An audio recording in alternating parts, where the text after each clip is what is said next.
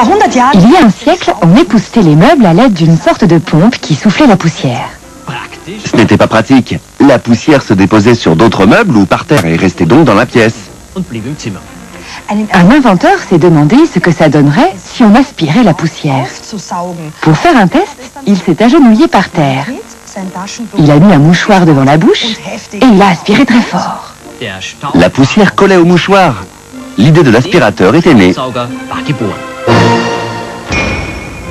Voici un des inventeurs les plus prodigieux, l'américain Thomas Edison. L'ampoule à incandescence a été inventée par un autre, mais Edison l'a si bien améliorée que l'ampoule est devenue le système d'éclairage universel. Il a réalisé près de 1000 essais avant que son ampoule fonctionne. Le poisson est excellent pour la santé, mais certains détestent les écailles. Et les arêtes qu'elles poissent, surtout quand elles se dissimulent dans la chair.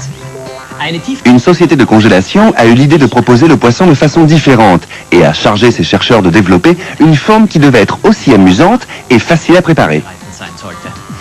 Les bâtonnets de poisson. La chair de poisson était moulée puis entourée de chapelures. Les premiers bâtonnets de poisson étaient fabriqués avec du hareng. Mais ces bâtonnets de hareng ne plaisaient pas aux enfants.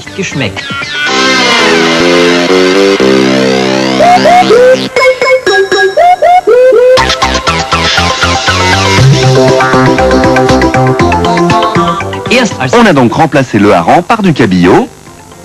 Et après, les enfants ont adoré.